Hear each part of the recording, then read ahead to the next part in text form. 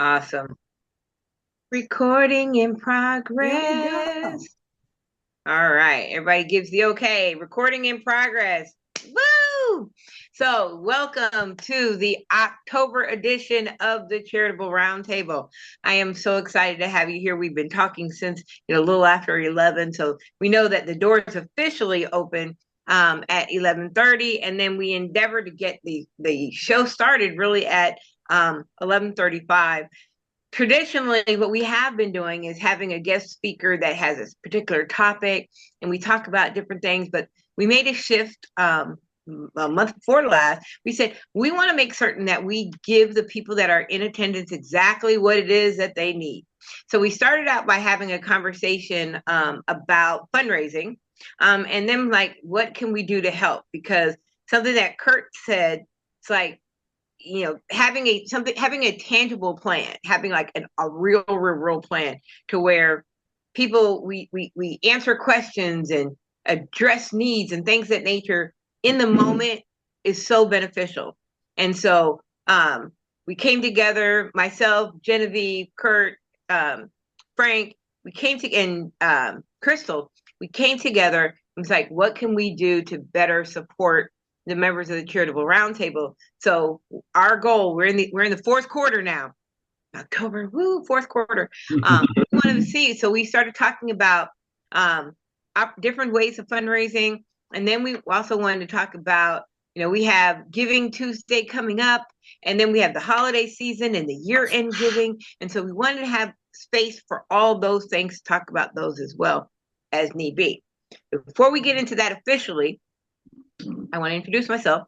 My name is Mary Jenkins. I am the founder of the Cancer Option Collaborative, an organization that brings together resources to help active treatment cancer patients when they are going through their journey. With along here, I want to give everyone the opportunity to briefly introduce themselves. So just take a couple seconds to introduce who you are. If you have a nonprofit or if you are a friend of the nonprofit, because we do have friends that come in at times as well. And so I will call on the next person, and then that person will call on the next person. So that way it's not just me deciding, but we're going through everyone. So the first person that I'm going to call on is going to be my cohort for today, and that is you, Genevieve. So if you would introduce yourself. Thank you, Mary. Hi, everyone. I like to see friendly faces. It's so nice to see you back. As Mary said, we're talking fundraising. I am a speaker and an author. I founded Pajama Program, a national nonprofit, 25 years ago. It's going strong, and I passed the baton of the ED after 20 years of running it. And now that's why I speak on leading with love, purpose, and human connection. Those are my specialties.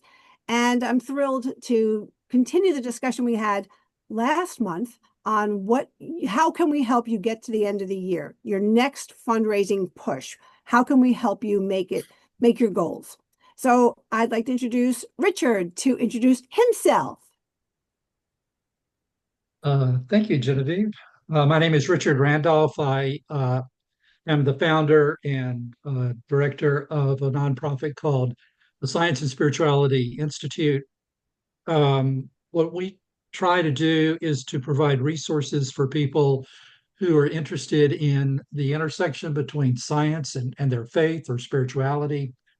Um, so one of the principles that we have as an organization is that science and spirituality can mutually enrich and enhance one another, and that the sort of the warfare thesis, which dates back to the 1800s, is false. That science and faith do not have to be in conflict with one another. In fact, they can enhance one another. And the way we do that right now is through podcast, starting a blog. I'm writing a book. We've done conferences in the past, and done a little bit of speaking, and then working on sort of some products that we're going to make available to interested people. One of the core values of SSI is radical inclusivity, which means we want to welcome and engage everybody, regardless of their faith tradition, or whether they're just spiritual but not religious. It doesn't really matter about how you identify yourself.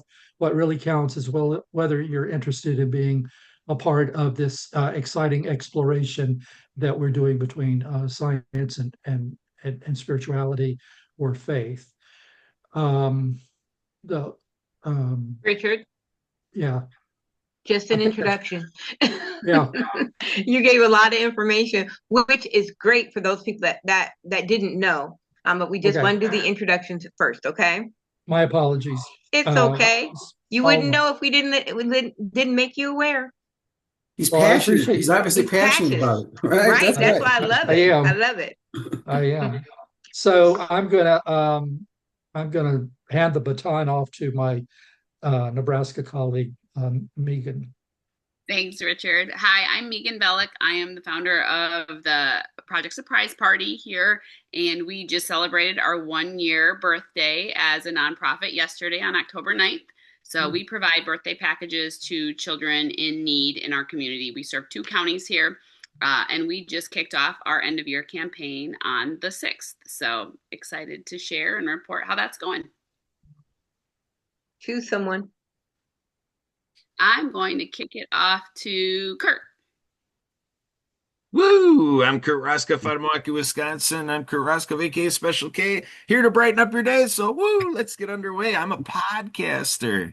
I like to talk shows. I like to talk about you. I like to listen to you. And I like our conversation to be broadcast out, live streaming out to LinkedIn Live, Facebook Live, YouTube Live, Instagram Live, Twitter X Spaces, and more and more and more. It's a free exposure opportunity for who you are, what you do, your products, services, your business journey, your nonprofit journey, anything personally you'd like to share. And we have a lot of fun. I even take skeletons in your closet. It's something we can do together, co-create videos and do the social media thing. Let's do it together. Back to you. And Michael, you're up next. Come on down. Thanks, Kurt. Appreciate it. Love what you do all the time. Sorry I missed last month. I had to leave a little bit early. It was with my mom, emergency situation. But anywho, I'm a friend of nonprofits. I build free websites, provide free CRM. There's a bunch of free tools for AI stuff that's also on my website. So I don't really charge anything, and I'd like to help people grow. So that's really it. I have a goal of working with 100 nonprofits by the end of the year. I'm at 33 currently. So if you need any assistance whatsoever or just free advice from a business owner, I have about 40 businesses. So happy to connect, and I'll hand it off to Tony. Thanks, Michael. Appreciate that. I am here represent. I have two things. I'm representing a nonprofit. I work with. I'm vice president at Christ Cocoons.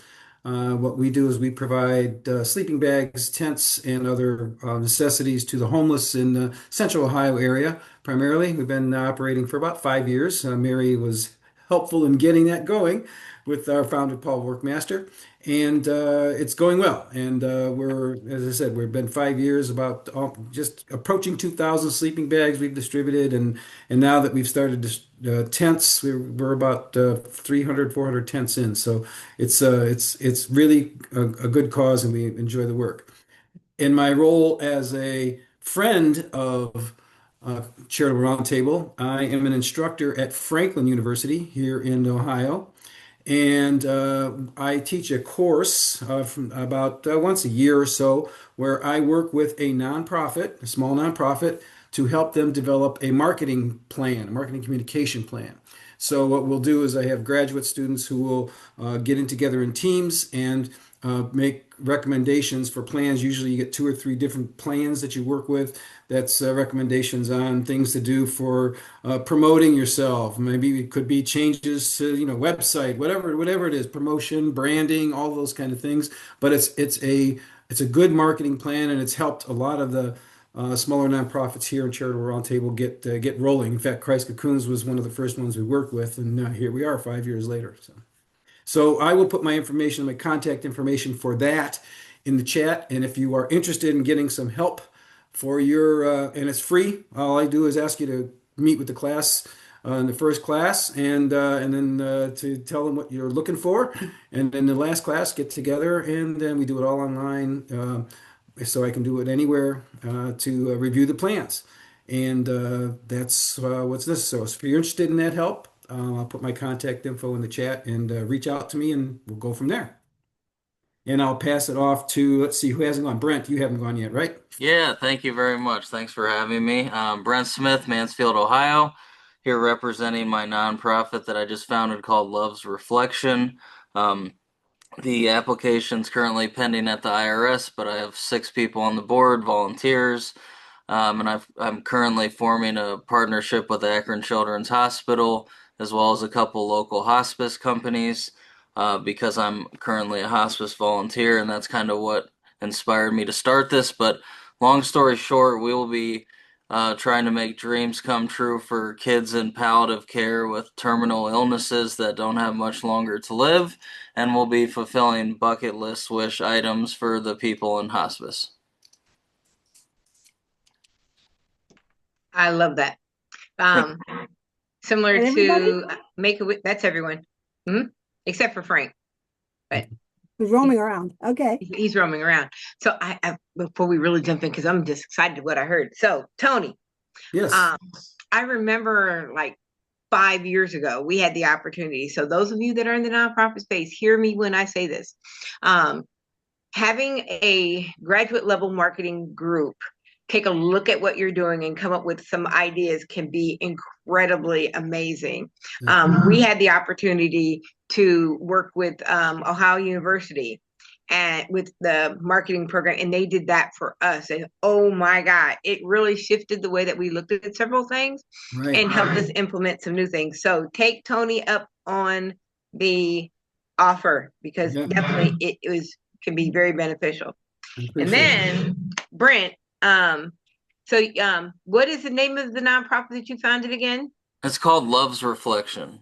Love's Reflection. So that's similar to when I heard you, it's like similar to the Make-A-Wish Foundation. It will be similar to that. I intentionally left the mission and vision statement kind of broad because we want to be able to help people in any way possible, however that fits their need at the time. But like the two major things we'll be focusing on would be the kids and their families with not much time left, and then the people in hospice to kind of grant them one last wish and show them dignity before they transition back to the other side. I love that. I love that. So definitely, I would love to have more conversation with you about that as well. Because things of that nature, they touch my heart, and a lot of things touch my heart. I ain't even gonna lie, a lot of things. When I met with Paul Workmaster, when I met him and he was telling me about wanting to provide sleeping bags, he was using his own money to provide sleeping bags for homeless, and I was like, oh man, because I remember a time when I was homeless, and it was like, oh, okay, so what can I do to help you?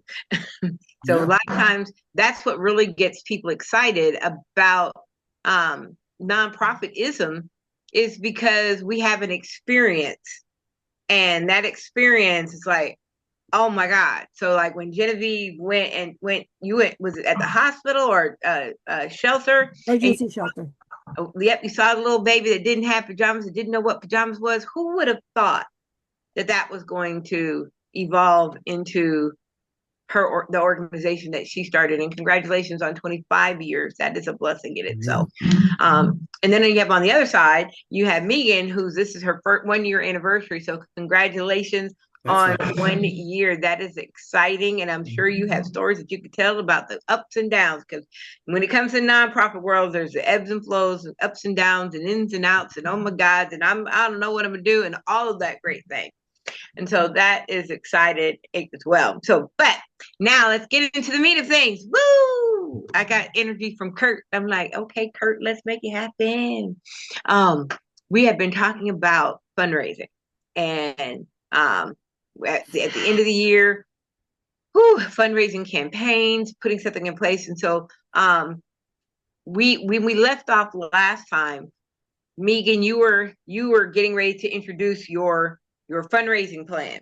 And so if anybody else has a fundraising plan that they're looking to do for the end of the year, definitely raise your digital hand so that we can talk to you about it. But we want to see where you're at, Megan, and then let's see what other support that we can give. Is that okay, Genevieve? All right, floor is yours, Megan. All right. So after our call last month, met with our board, met with a girl who's doing our marketing and came up with an actual plan with numbers and guidelines as far as what's going to happen each week and what our goal was. So our end of year campaign is called Birthday Blitz. So we are obviously centered around birthday presents and packages. So we have a goal of $12,500, which will provide 100 packages for children in our community. So for those of you who don't know, our birthday packages, we're not a physical place. People don't rent us. We're not a party. We give birthday packages once the families apply. So it is a gift valued at $75, a age-appropriate book, plates, forks, and napkins for 10 people, balloons, candles, and a baked cake provided by one of our local grocers here. So the families apply online. Usually the needs based off of loss of job, medical expenses, homelessness, house fires, any traumatic incident or tragedy for the family, we help and step in. We asked for a 2-week window, but we all know emergencies, happen overnight. So we filled packages in 4 hours. So our goal, like I said, is to do 100 packages. We started last year in October and we did 10 from October to December. We did 19 in just the month of September this year. So the word is out. We are growing. It's been amazing. So we started our campaign on Monday. We did a little photo shoot 2 weeks ago at a place that is a creative space for small businesses, companies, photographers. So we went and did a bunch of video shoots. We did still shots with packages, with all the things, because I am not a techie person, but our marketing gal is amazing. And so we've started to slowly drip those out on our social media. We came up with what we call our birthday squad. So we've picked like 5 to 7 people who are making a donation that will then share their video or their story, why they want to be a part of Project Surprise Party's Birthday Blitz on their own pages, as well as continuing to share the content that we are putting out. So with just our first 3 days, let me pull up our number. We are at just over $600 in cash donations and gifts.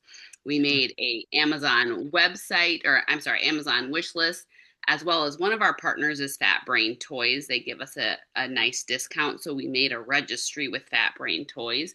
So as we get referrals, especially if they're future referrals, we put those items on the wish list because we do realize some people don't like just giving cash because they're still not sure where that money's going. So by having a wish list and a registry, people can purchase actual birthday presents for kids. So it becomes more real to them. It's not just, oh, I donated $100, but what are they doing with that $100? By being able to buy gifts, they are truly providing birthday items for children in our community. So I've had packages start showing up this week at our house for people who are purchasing from our Amazon wish list. So it's been a whirlwind. It's amazing. Luckily, I like taking pictures and videos, but I am not good at selfies. So I have a wonderful girl who's helping with that. We had a board member come and take some pictures and videos, and it has just been a whirlwind of 4 days. And I am so excited. We're going to run it through the end of the year. Obviously, we hope to meet our goal before then, but it's links and just the things she's been able to do with our website and our Insta page and our Facebook page to make it user-friendly and to just give it that pizzazz that I don't know what I'm doing with has taken it to the next level. So we are just so excited. We can tell. I have a question. Yes. You mentioned birthday squad. Is this the first time you've put together a birthday squad? Yes, it is. Okay, yes. This has got to be ongoing. You have to see who wants to be part of birthday squad and make them smaller. Don't let 150 people be part of birthday squad. Nope. Birthday squads have one job, one birthday, one something, and put it on your website. That is clever and fun. And those people are committed. They feel like they own a piece of somebody's birthday. And I think that's brilliant on your part. And I also think that you are very smart to know how to delegate and know what you don't know how to do best and not control everything. Let everybody who wants to do what they do, as long as you feel it's, lined up with your mission, go at it. Because again, those people are putting their heart into it and you want to thank them. And, there's a place on your website. There's a place when you make any kind of a speech or thank people, make a list of those people. They would appreciate that. And I know you appreciate them. Absolutely. And it's a struggle as a founder, Genevieve. I'm sure you were in the same boat when you started to give it up to people because it's your baby. It's what you started in. How can anyone else feel as passionate about what I'm doing to share that with people? But just in the few things we've dripped out so far, I had a gal reach out to me. Her daughter's on my son's cross country team, asking more about what we do and how can she volunteer. So she is off on Tuesdays and Thursdays. She's going to help pre-package the plates, forks, and napkins because they're by colors. So that way we have, 20 packages of orange all ready to go, 20 packages of blue. So it's not just, oh, we got a referral. Now we have to go package those up. She's going to help do that. And then now that we have gifts coming for future packages, people can volunteer to come and wrap those presents. So it's becoming more streamlined. Like Mary said, yes, you have ups, downs, highs, lows. Why am I doing this? Can I do this? Yes, I can do this. I mean, I swear I've become bipolar in being a nonprofit founder because depending on the minute, it's a tear for sadness, a tear for happiness, a tear of anger. You just never know what you're going to get. Just keep the tissues close. Yes, absolutely. Buy them at Costco. But one of the surprises that came to us this week was so she has a client who is a local coffee shop here. They're not a chain, it's just local here. And she was meeting with them and they were like, well, we need to pick our fourth quarter nonprofit to work with. And she's like, there you go. We're probably just going to do this diaper organization. And she goes, oh my gosh, let me tell you about Project Surprise Party. So within 5 minutes, they decided to make us their quarter for nonprofit that they will be donating to. So they do the roundups to every purchase. We have a very large chalkboard wall that will be in their place of business that people can take pictures with and tag us, tag the coffee company. And then we did a collaborative video with our board with the coffee company holding cups and tying it into our end of year campaign. So it has just been, I have no words most days, just very appreciative of Genevieve's guidance, meeting people through the Charitable Roundtable, and just continuing to see what's in store for us for year 2. Beautiful. What it sounds like is that momentum has hit and building on it. Because one of the things that Genevieve said was that you have to keep on going. And so what I would encourage you, so the people that are part of the birthday blitz, that give them the opportunity to have their own birthday blitz team. Oh, sure.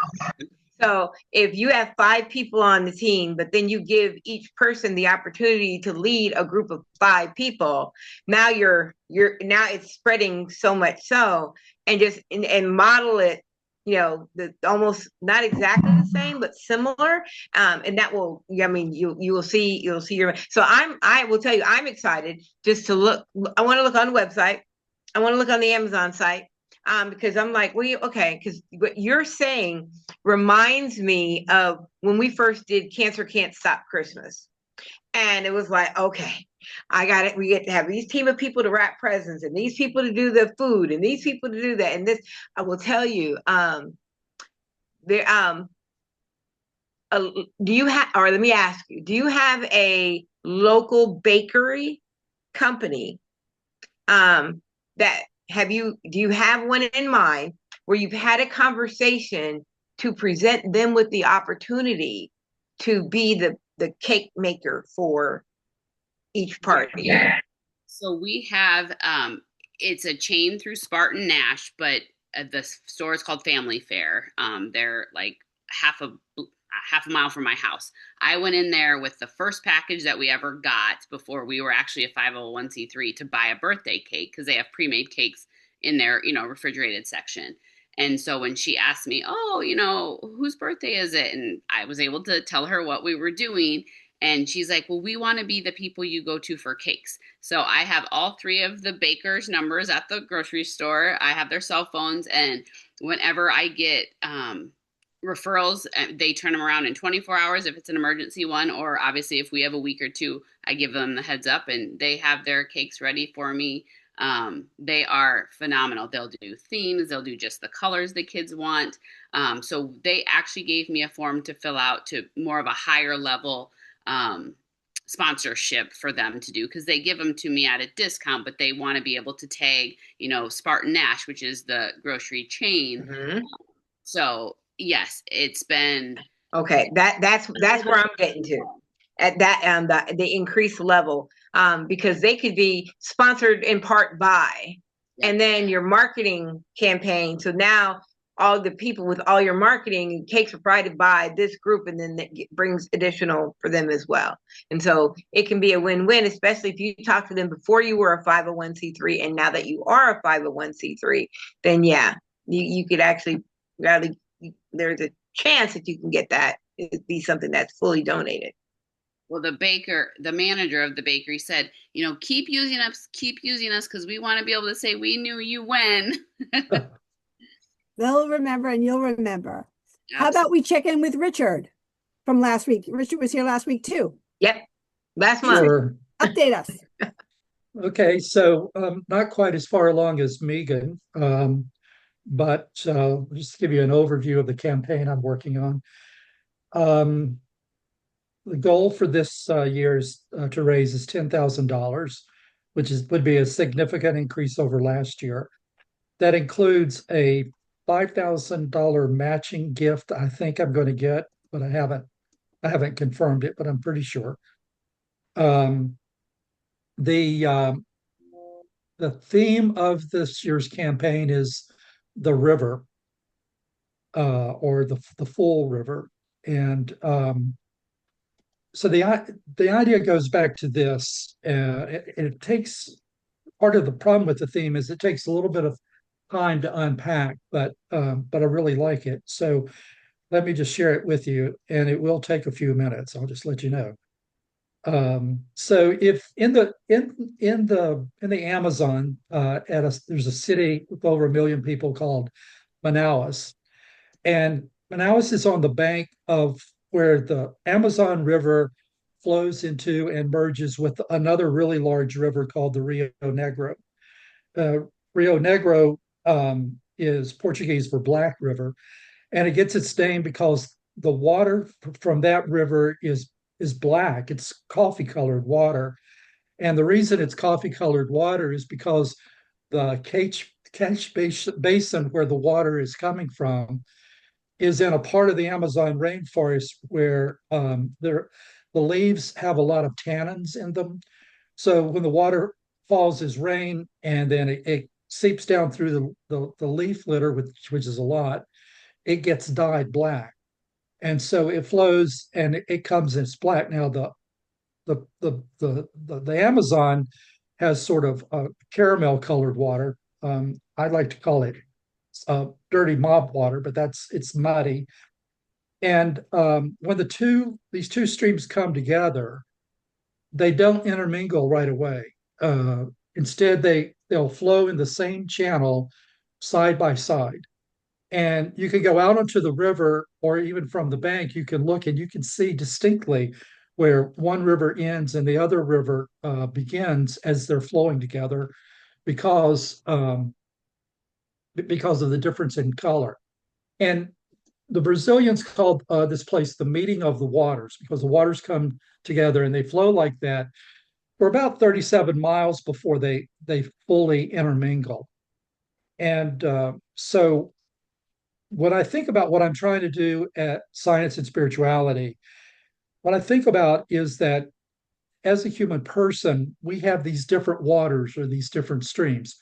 One is physical, another is social, emotional, rational, which includes science, and then spiritual. And so there's a tendency to want to separate them, but actually the metaphor says that, in order to live integrated, full, flourishing lives, we need to integrate these and allow them to naturally intermingle with one another. So that's the metaphor that we're using for the campaign. And so the idea is that the work of SSI is to help people have resources, have things that they can draw from as they think about how these two streams flow in their own life. So that's the metaphor. And I have, I think, three personas for my organization. One is perhaps one of the largest is clergy and other spiritual leaders who are looking for ways or resources for sermons or study series or just counseling to help people be able to integrate science and faith in their lives. Another persona is just persons who identify with the spiritual tradition. They're Jewish or they're Muslim or Buddhist, but they still have questions about science. And then the third is people who stand outside any tradition, who may describe themselves as spiritual but not religious, but are still interested in science and spirituality. So that's the metaphor that I'm working with, and that's the theme of the conference. I've put together a campaign timeline that begins right now with some pre-work, including reaching out to people who've supported me in the past years and asking them if they would be willing to contribute this year, and if they would like to make an early gift, so that I could, when we launched the campaign, I could say, well, we were trying to raise $10,000. By the way, we already have commitments of $2,000 from supporters of SSI. On the timeline, I won't go into it in detail, but last year, Giving Tuesday sort of popped up on me, and I didn't do anything for it. So this year, we're going to send some emails out and really push Giving Tuesday, and then also the match, and then a series of emails scattered throughout December. And also working with social media, Facebook, Instagram, and LinkedIn, and have sort of regular posts on those social media. And then something that Megan was talking about, to do some impact stories, which would be little video clips or audio clips of people who support SSI, for them just sort of talking about how much what we do means for them in terms of their own spiritual journey. So let me stop there and see if I've given you information or if you have questions. Thank you so much for the update on the information. So first, let me say congratulations on already having the commitments of 2,000 towards the 10,000. That is awesome. I don't have the 2,000. I'm going to go ask for it. Oh, I thought you said you had commitments. I'm going to ask for the commitments. Okay. Well, yeah. Then I'm speaking them into existence. Great. Yeah, speak them into existence and have them be willing to make it, have them help with a push to do a match, to where they say, you know what, I'll commit to 2,000 and let that be a donation match.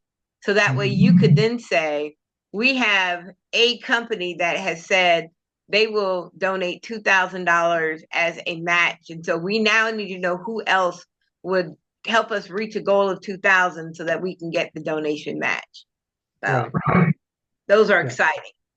Yeah, thanks. You're welcome. Yeah. You're on mute, Genevieve. You're on mute. Yeah, I'm just trying to think I have a lot of questions, but Richard, how can we help you today? Take the next step. You have a lot of moving pieces, a lot of things pointed in the right direction. How can we help you today?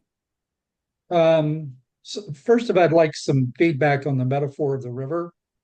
It's in some ways sort of risky because it's a pretty complicated metaphor. And then also just, I don't know, suggestions, ideas that you have for me.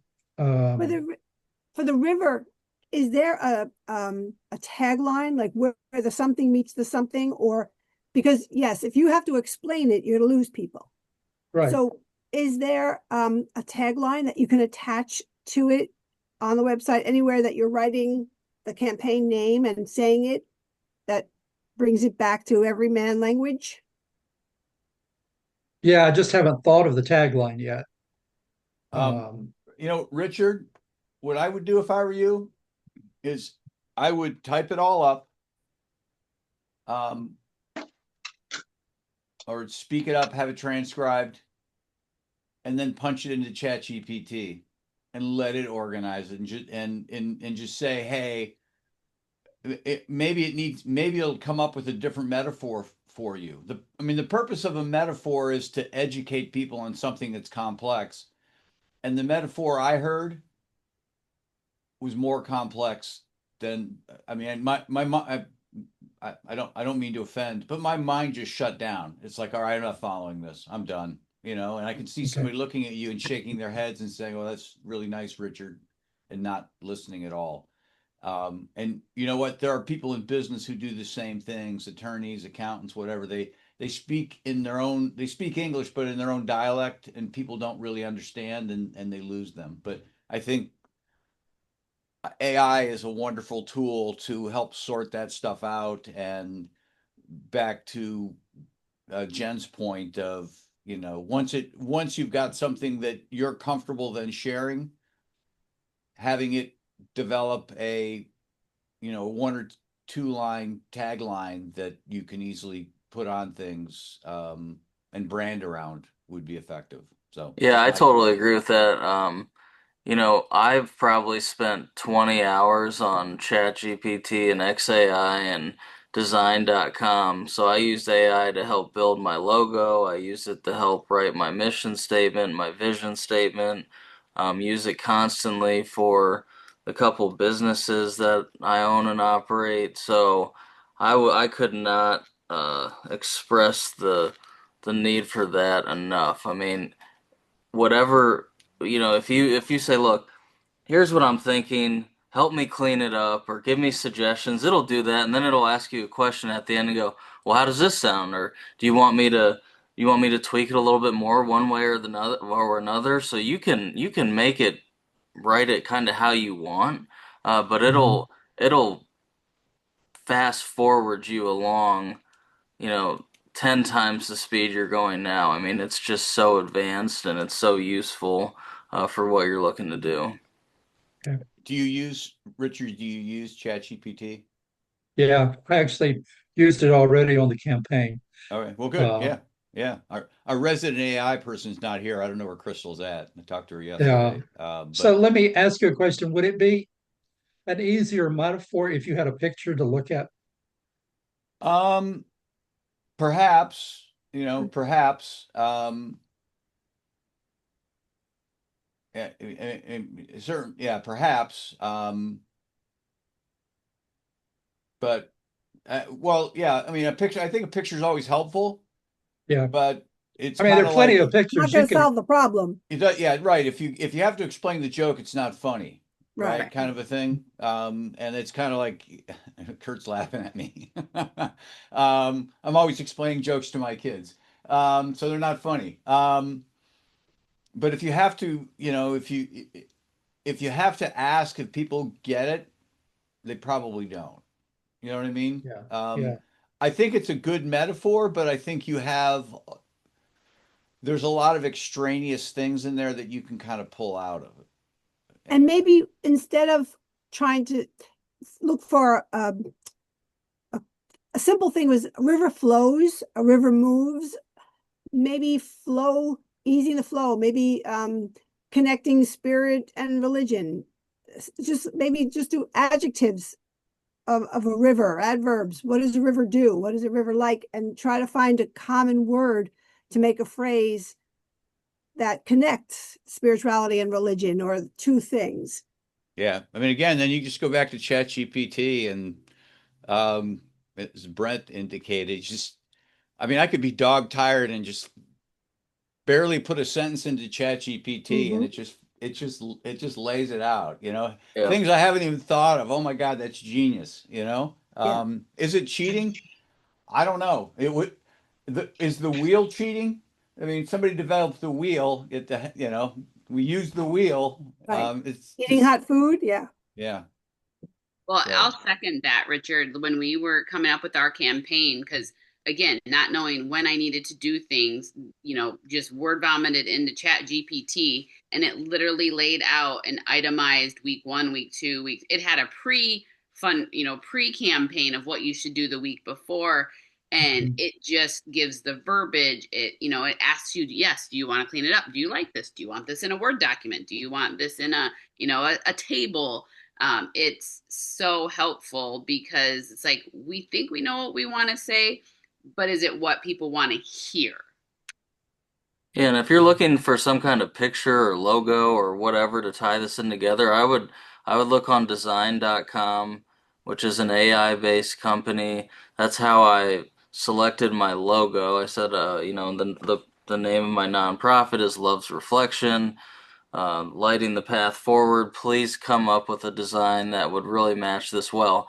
And within 30 seconds, it spit out 10,000 logos.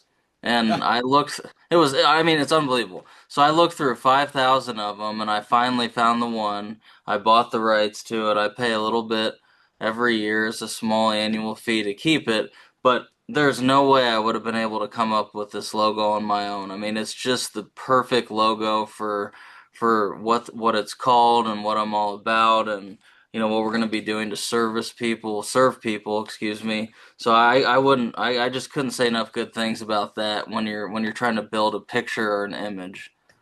And Mhm. Richard, you have a logo. I would be wary of putting too many pictures. I think your logo is what people should see, Yeah. Yeah. not why is there a picture of a river? Just stick with your logo, just like Brent did. So a couple questions in relation to your logo. Are you married to the current logo that you have, Richard? Um,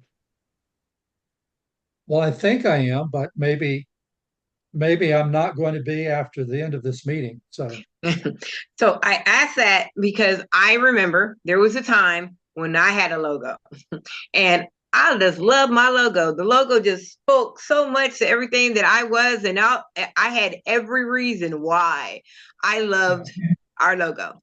And then someone said these words, and I will never forget. They said, "Is your logo for you, or is your logo for the message you want to convey?" And it was like, huh? Because and through there, it's like people, like a person can be the best salesperson, but if they don't understand what motivates a person on why they buy, then they're not speaking the right language. And so you could be married to your logo because you love it, but it's not speaking to the mission or to the audience that you're endeavoring to get to. So that's why I asked, are you married to the logo? Because if you, because I have a couple things. so The let me just interrupt here for a minute. How do I determine whether the logo just speaks to me or it speaks to others? Ask people. right. Ask everybody. Ask everybody that you know, not just people who are invested. Ask people who are not invested. What does it say? What a feeling does it give you? Okay. Formally or I informally? for me, I asked the question. I was like, do you guys like my logo? I just said, do you guys like my logo? And they're like, well, Mary, it's okay, but what is it that you're endeavoring to do? And I was like, so that meant I had a logo that I liked that was pretty, but it did not speak to what it was that I was trying to do. I mean, do you want to post a picture in the chat and have us take a look at it for you? There you go. Live comments, live feedback. There we go. Sure. I mean, um, So I I've think never Frank, posted in the or, chat, so let me figure out how to do that. And for the others, if you have a need that we can help you with today, raise your hand, digital hand, so we can make sure that we see you. okay. I know While Mary usually stays. I have to leave at 1, but everybody should, we want to help. So while Richard is doing that, please put your information in the chat. I do that. And then we have some new people that came in, Dante, Matt, and Lena, and SJ, and Tammy. And I know Tammy, she has an event as well. So she was working on hers also. So we want to give her the opportunity to include information, see what we can do. So have you included it, Richard, in the chat? Here it comes. Okay. There it is.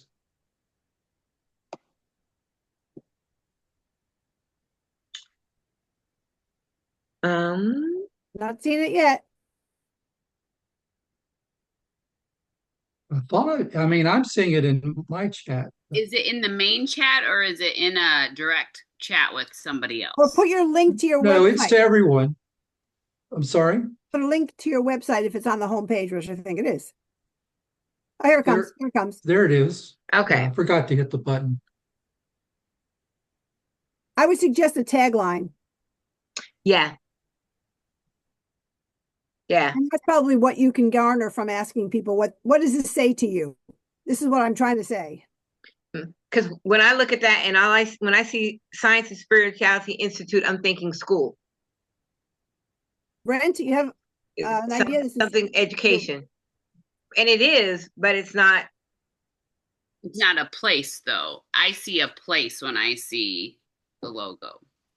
Yeah, I totally agree with that. So an institute, you would think it was some sort of facility. I would just plug in the name of it into design.com and see what it spits out, and take a day and just look through, you know, if you want a couple thousand of them, and see what it spits back out. Because I can, let me put an example of my logo in, and you can see, you know, what I mean by how catchy it is, and how love's reflection is truly shown by a picture. Give me a second. Hey, Brent, I set it up so you can share a screen. Oh, okay. Let's see here. So can you see my screen now? Not yet. Not yet. All right, 1 second. Let me see how I can do that. If you go down to the bottom. If it's easier, put it in a link of your website in the message, whatever is easier. Yeah, let me just do that. That'd be easier.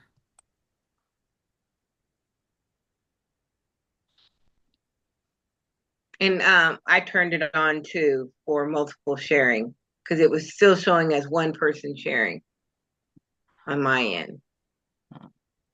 So that might have been part of the reason. All right, so I just sent what the logo looks like. It looks like it's loading, but Oh, you can see how it came. I was able to pick the colors, the fonts. There, it's got the heart signifying love. It's got their love reflecting on the third person. They're helping up.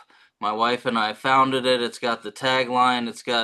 I specifically did action. I'm always talking about how the world needs more than hope and prayers. It needs love and action. So I put the motion in front of each word, and I was able to plug all this stuff in, and then it comes up with that. I'm like, yeah, that's amazing. I would never been able to do that by myself.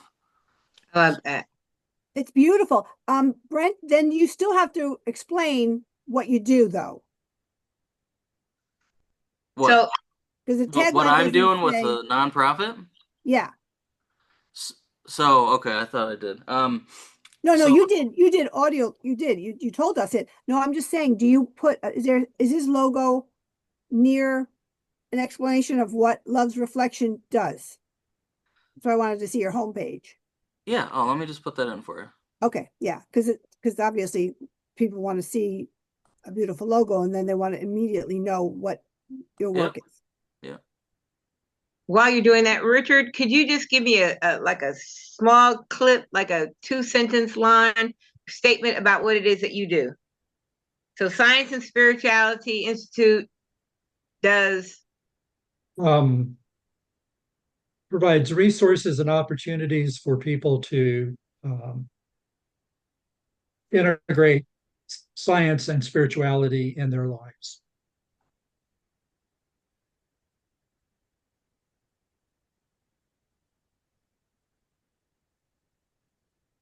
Okay.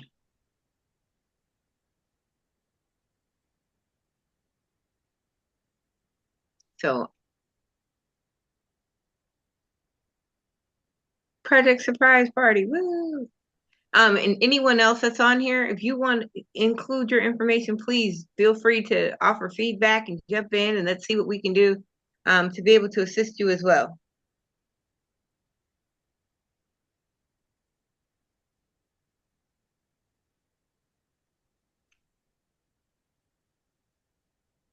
And honestly, Richard, if you haven't worked with Kaylin on logo stuff, I bet you she would be able to help with that if you are open to adding or making changes. Yeah, sure. She's helped me a whole lot already.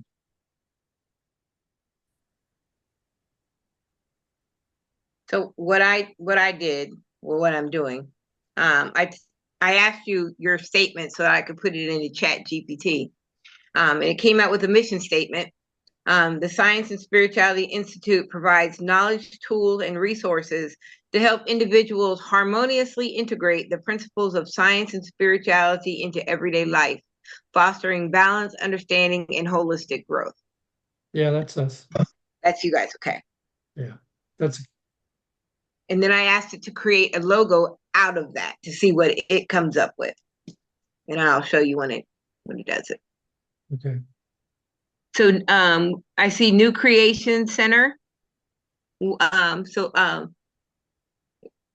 Let's see, Lana. And am I saying your name correctly? Yes, you're saying my name correctly. All right. So, what is the New Creation Center? So our organization focusing on domestic violence. So it's a small, we've been working with a couple of people, but our focus is to working with a woman who's still in a situation, and our goal is take them out of the situation and give them new life. We have a small group of people. We have social worker, we have a life balance person, we have financial person, and I develop a little program for them, financial education. So it's like a 12 weeks course. It has the videos, it has a book with that, and like follow the information so they can do a little homework and kind of understand financial part. And then we have spiritual care with a different nonprofit where we collaborate together to bring the spiritual care, so help them to with the prayers and spiritual care and whatever she's disciple. So she do a lot of discipleship with the woman and children, and then she's trying to connect, mentorship for the woman and mentorship for the kids, and kind of on the spiritual side. We actually met with Tammy at our church, and we've been connecting with a lot of different things, but we're doing this all by ourselves and kind of sponsor ourselves. And we kind of been looking into the grants. But honestly, I don't know much about nonprofit. It's all self-taught. It's a lot of YouTubes and reading and watching other people do it. So we also been called Care and Collab, that we collaborating with other nonprofits that we sponsoring their events by providing like we have warehouse, we can get cheap stuff like Amazon's or Target and kid stuff. Some we have right now, we have shoes, we have toys and baby stuff. And sometimes we have random stuff that we provide them merchandise to their events. So then people who have events, they just can focus giving those free stuff to the people they need. So they don't have to use their funds. They can just use their funds whatever they needs to be. So we kind of helping them that way. But at the same time, we just request a couple things like, numbers, pictures, impact stories that we can show to people that we're getting stuff from. And then this way we're collaborating with them and whatever the mission is to see how we can work together.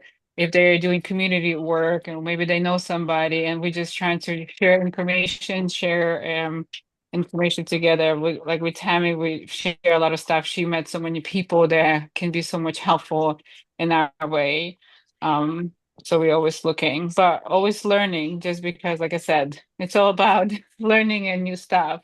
Like right now, we have a couple people who we place them in the housing, and we literally just working, okay, how we can improve, which one's working.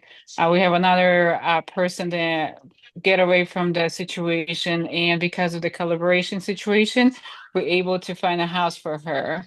We looking to see if we can find a grant or we have different ways that I learned to do how find a safe house. And then we're trying to work with banks, we're trying to work with other organizations and see what can we do, how we can help them to have them better life. Okay. You shared a lot, and I don't remember all of what you shared, but you did It's share a okay. lot. So if you had to summarize it into just like a statement of what it is that you do, can you share that? And then we'll go from there. Because I shared a lot and all of it was good. I just know that I wouldn't remember all of it. Yeah, so make it easy. I'll say focus on domestic violence, women and children, provide them safe situation and help them to start a new life. And then we're collaborating with other nonprofits organizations to work together so we can utilize each other's missions and work. Okay. So what you provide a safe space when it comes to in the domestic violence space. We have a program, so it's a safe space. We have a social worker, we have a team, and we just started we kind of do a 6 months program to help them with start new beginning. Right. We help them. I just want a very, very high. So not the details of like what you do, but just what overall what you do is you have a program that provides support to people that are in the domestic violence space. Yes. Okay. Yep. All right. And so is it an actual physical location or is it just a program? So we do have a warehouse, we have an office, but majority we do all virtual. We do, yeah. Okay. Like if it needs to be physical place, we do, but we barely utilize. We just keep it as a storage kind of way.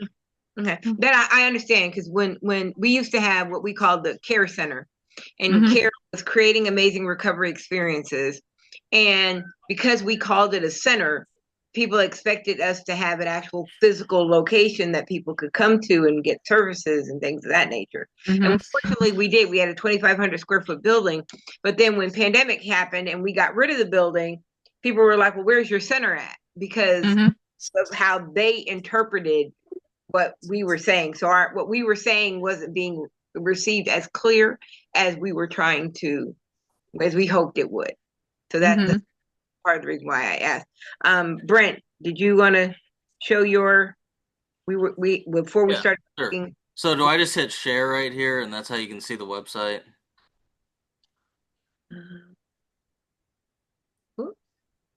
Yeah, down at the bottom of your screen. All right. There you go.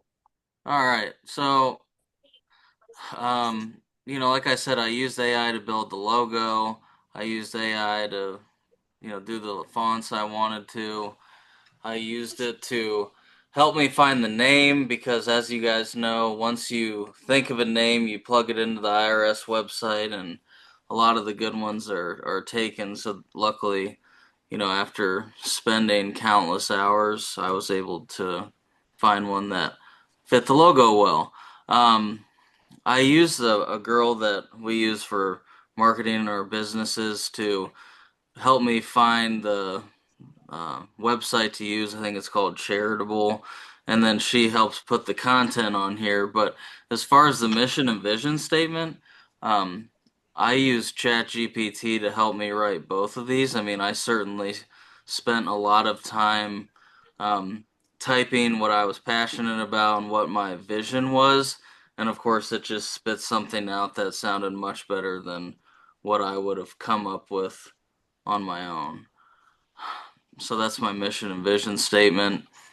As I've learned, it's important to show your impact and success stories. And if you guys, if I'm getting off track here, please stop me or go to somebody else. But if you want to see what the website looks like, I mean, I'm trying to document my impact and success stories, and I don't only want to help the people that are close to transitioning, whether it's children or seniors. I also want to do nice things like deliver paintings to people when they lose a spouse. This guy hadn't been outside. He was in hospice for 3 months. His final wish was to take a ride in a convertible, and he passed away shortly after that. So that was kind of special. Really touched him and his family. Woman lost her son. Had a special painting done. So these are the things I'm doing in the meantime until Akron Children's gets the background checks done and until they facilitate being the bridge to get me to the kids in the palliative care.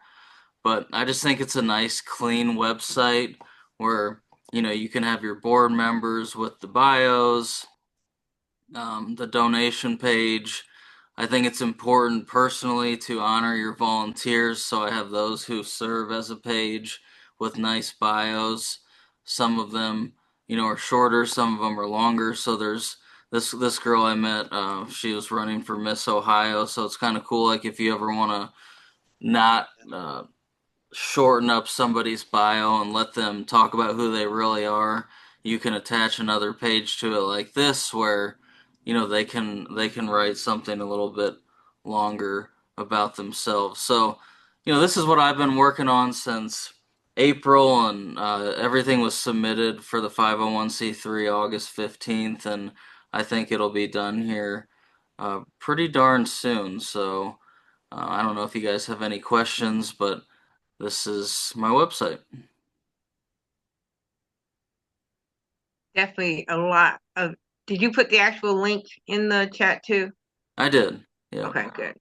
Okay, because I will dive into it more. Dive into that more. So, but I do love the simplicity of it. Thank you. Okay. Beautiful purpose. So we had another logo that was put in here. Where'd it go?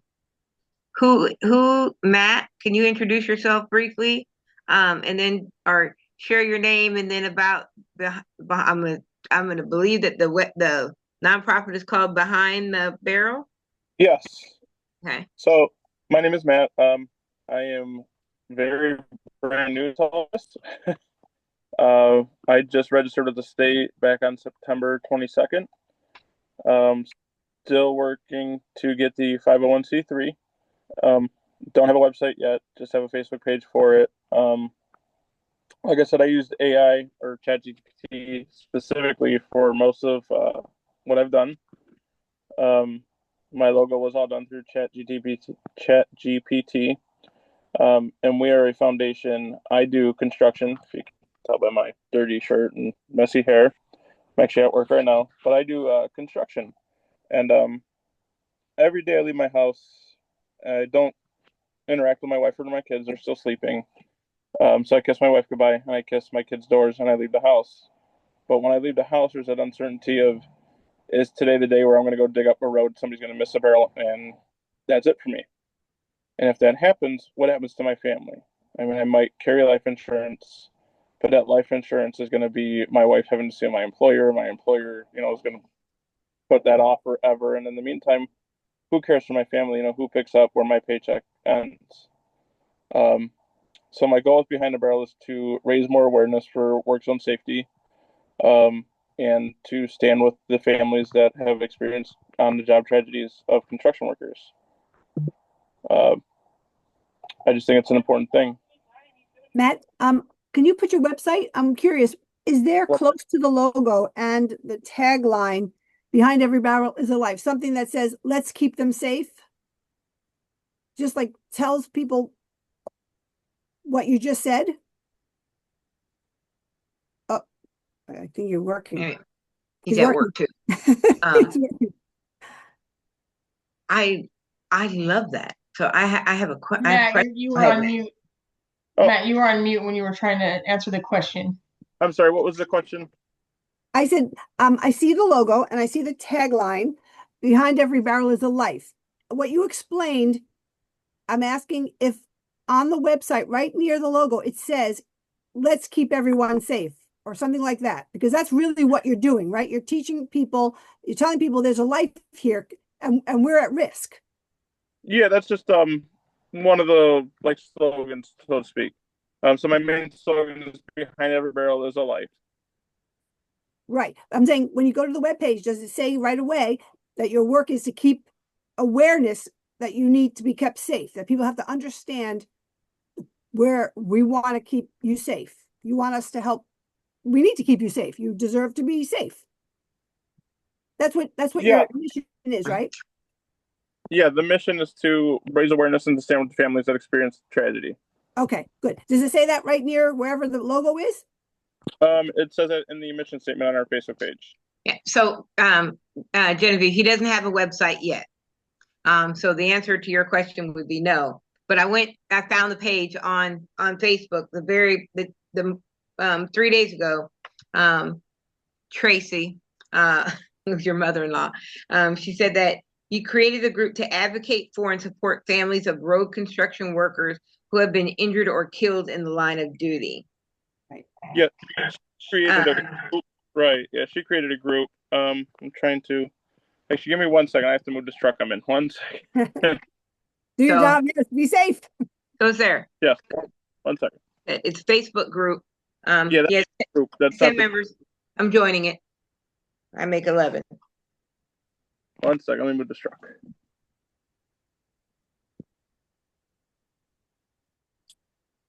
I get it. My nephew drives those. Forget what the license is. Something with a 3 in it or something.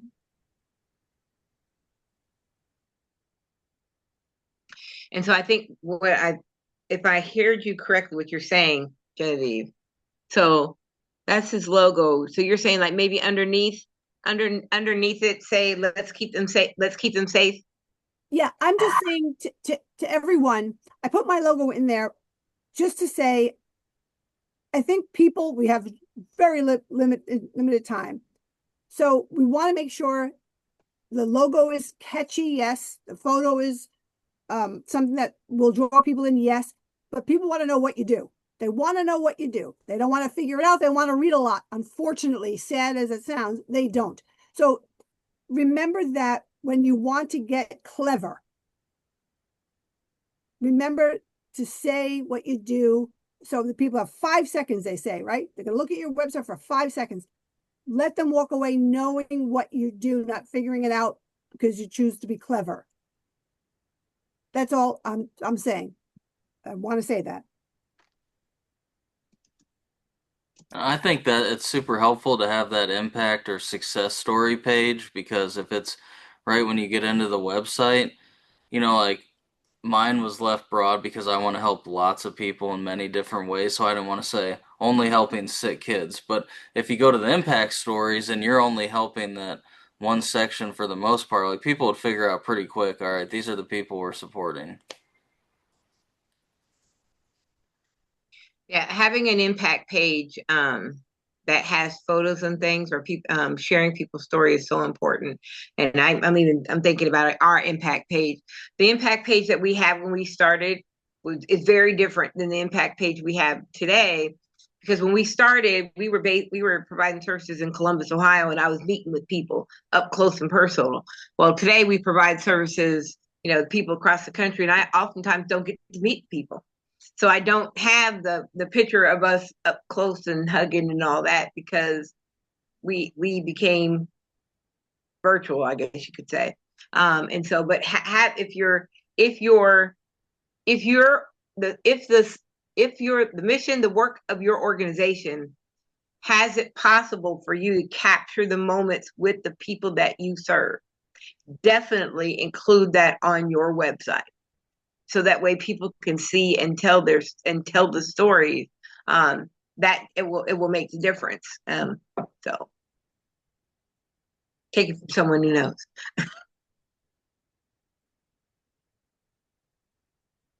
All right, now, Matt or Michael, who's it? Is it Michael and Matt? You guys are going to connect. Yeah. Okay, great. So, and I guess I'll put it out there. If you have a website, or if you don't have a website, or you would like someone to, just give some feedback about your website, I'm throwing you out there, Michael, to be the go-to person. So then, I also want to. I see we have Dante. You haven't said anything. If you can come off mute and introduce yourself. Are you a friend of the roundtable, or are you heading a nonprofit, or have a thought for a nonprofit? Hi, everyone. I'm Dante Cargill. I'm the founder and executive director for Patricia Ann Cargill Charities. I was invited on this call from Tammy, who I just met yesterday from an event. I was invited there by a friend, and I had an incredible time. and I am on this call to learn what I can, and now I can share, raise awareness, and I'm loving what I'm hearing, so that's why I've been so silent. But just to share a little bit about our mission and what we do, for me, it started a long time ago as a kid, and I always tell people this mission chose me. I didn't choose it. I had lost my mother to starvation when I was 17 years old, and she had stomach cancer. She didn't know. She was leaving work one day and decided to go to a gas station before coming home. And on her way out, she collapsed, was rushed to City Hospital, and had to have emergency surgery where they took out her entire stomach. And so she went through this time of her life where she couldn't eat. They replaced her stomach with a little small uh, sack about the size of a 50-cent piece, and that was her new stomach. So she had to eat about 15 to 20 times a day, only a teaspoon at a time. Was always nauseated, could never hold any food down. I remember going with her to the surgeon's follow-up appointment, and he told her that she couldn't lift anything heavier than like a half a gallon of milk. And so the next week I would see her bringing bags of food into our house and going into our own pantry to pull out food, and she's got it laid out all on the tables and everything like that. And she's boxing this food up to give back to people who are in the community who are food insecure. And I watched her do that for a few years, and 2 years later, she ended up starving to death because of malnutrition and cancer. So in 2022, I started an organization to fight hunger, because I said to myself, if a woman who's starving to death can have the compassion and love to want to feed other people, what is my excuse? What is our excuse? So I founded the organization after her and what she did, and I named it after her. So Patricia Ann Cargill is my mother. And here we are. Our mission is to feed. I have an acronym: FEED: feeding, educating, empowering, and deliverance. So, and through those steps, we're able to, in our first year, help over 20,000 people who are food insecure, distribute over almost 500,000 pounds of food, and just a small grassroots organization. And not that I'm tooting my own horn, but it just, for me, it's a testament of what God can do and what he does do. And this mission is his. I'm just a willing vessel. And I'm just enjoying the journey. I'm enjoying the journey of living a more purposeful life and serving others. Where are you from? I'm from Akron. Yeah, born and raised in Akron. So the organization is founded in Akron. Yes, ma'am. Yes, okay. Ma'am. Okay. You're not far. No, I'm not far at all. I'm in Columbus. So what you're doing is that. Congratulations. I'm sorry about the experience that your mom had. And you are right. Oftentimes, our mission, when it comes to the nonprofit space, oftentimes we don't choose it. God has a bigger plan. There's a need, that there's an impact that gets to be made, and he gets to use whoever he chooses to make the impact. And so out of Romans 8:28, all things work together for good for those who love God and are called according to his purpose. So out of the experience that you had, the good thing was creating this and being able to impact others. I refer to it as pain birth purpose. I say that often: pain birth purpose. Out of the pain that we saw, either the pain we experienced or the pain that we saw someone else had, we found purpose. So yes, thank you for those words. Dante, I just gave you my email privately. I sent it to you in the chat. Okay. There's a guy in Columbus you should talk to. His name's Brian Wallenberg, and he feeds people at Thanksgiving. Started out feeding a couple hundred people. He feeds 7,000 a year now. It's a massive operation. He would be a great person to talk to as to how he scaled what he does. Thank you. Yeah. So just shoot me an email at some point. I'll connect you guys. Thank you so much, Frank. Yep. And you said in your the first year you guys were able to provide, you fed 20,000. Did you say 20,000 people? Yes, ma'am. Yes, ma'am. I remember getting a letter, and I was so immersed in just helping people. And I remember getting a letter from the CEO of the Akron Canton Regional Food Bank, who we also partner with. And this letter just outlined like how significant this program was doing and how we were able to reach a significant number of refugees and immigrants on top of all the local residents. We now serve over about 80 zip codes, and we have one location, and so many people are coming to this one location. But I didn't realize how big the impact was, because in our first month we served 65 families, and then the second month about the same. And then here comes the third month, and we have over 1,000 people, and that's with no major funding. All funding really came from myself and my family, and so I was just really amazed that all these wonderful things had happened in just a short amount of time. We've only been incorporated for 2 years, and already, if you look at our website, I think there's been a significant amount of doors that have been opening this year alone. Just amazing, with being sponsored in the PGA Tour at the Firestone Country Club and meeting all types of people. And Frank, you mentioned, I think you said around, was it Thanksgiving, that this gentleman in Columbus had a program. So we were sponsored last year, I think it was Waste Management, and one of our local government officials wanted to help with Thanksgiving turkeys. And so we did that last year as our inaugural kickoff, and we were able to feed about 350 families, just provide them with turkeys. And then Christmas as well, we were able to help spread some holiday cheer around, basically this time of year.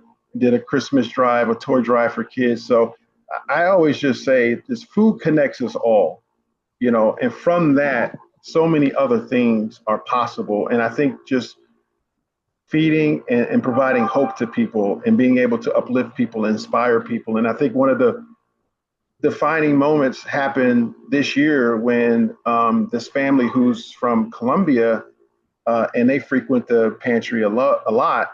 And one of the daughters of this couple, she's about 9 years old. She attends a local elementary school, and she had made a painting, a local contestant in this painting, and she won this contest.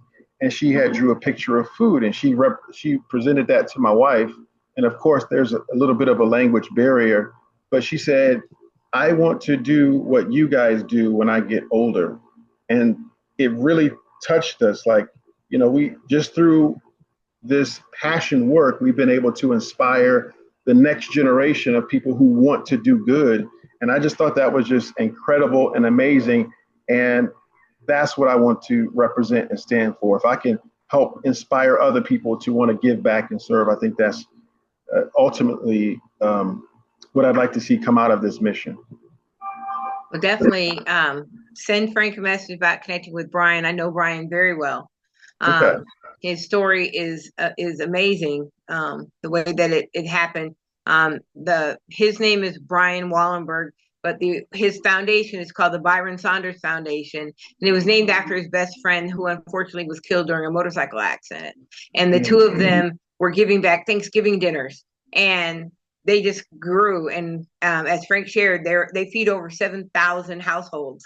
And usually they provide Thanksgiving dinner boxes, and a box will feed at least a family of 4.